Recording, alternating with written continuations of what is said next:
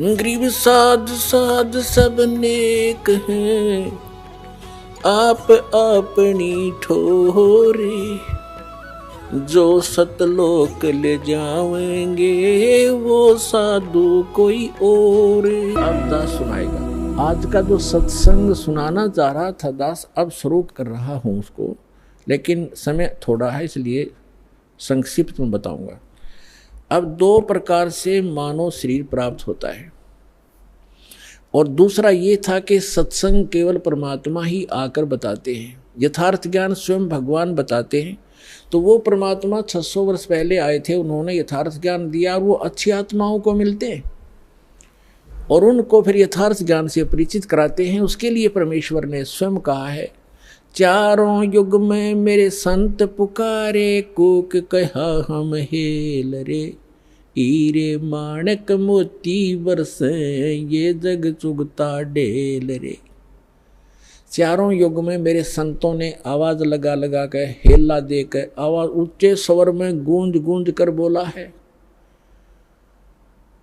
और हमने भी चारों युग में मेरे संत पुकारे, मेरे संत जो मुझसे परिचित हुए, और कूक कहा हम हेल रे, हमने सब जगह आवाज लगा लगा कर ढोल के डंके पर कहा कि तुम साधना गलत कर रहे हो, तुम अपने ग्रंथों से परिचित नहीं हो बच्चों, हम जो ज्ञान दे रहे हैं ये मोक्षदायक है, तुम्हारा पाप नाश करेगा, तुम्हें सुख देगा।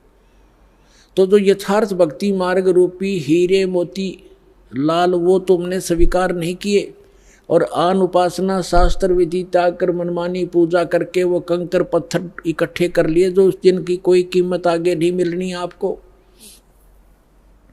तो यहाँ बताते हैं, चारों युग में संत पुकारे, कूक कहा हम हेल रे।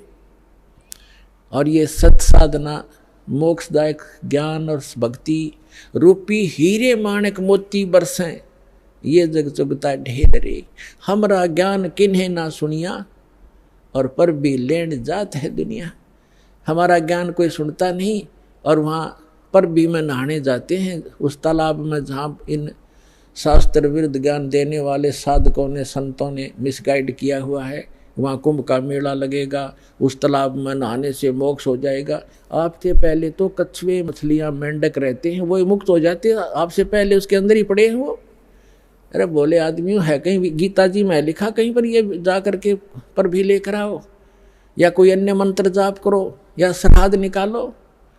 बल्कि मना किया है श्रीमद् भगवद गीता में 9वें अध्याय के 25वें श्लोक में कहा है कि जो भूत पूजते हैं वो भूत बनते हैं, जो देवों की पूजा करते हैं देवलोक में जा करके उनके नौकर लगते हैं, वहाँ चले जाते हैं, और जो पितर पूजते हैं वो पितर लोक में चले जाते हैं, और मेरे पूजने वाले मुझे प्राप्त होते हैं, यानी ब्रह्मलोक में चले जाते हैं। और फिर वो 18वें अध्याय के 62वें श्लोक में कहता है कि उस परमात्मा की शरण में जा जहाँ जिसकी कृपा से तू परम शांति को, सनातन परम धाम को प्राप्त होगा। तो कहीं पर भी पूरी श्रीमद् भगवद गीता में ना कोई तीर्थ, ना व्रत, और ना ही किसी अन्य उपासना का प्रमाण है। तो हमने शास्त्र विधि अनुसार साधना करनी है जो हमारे सदग्रंथ बताते हैं।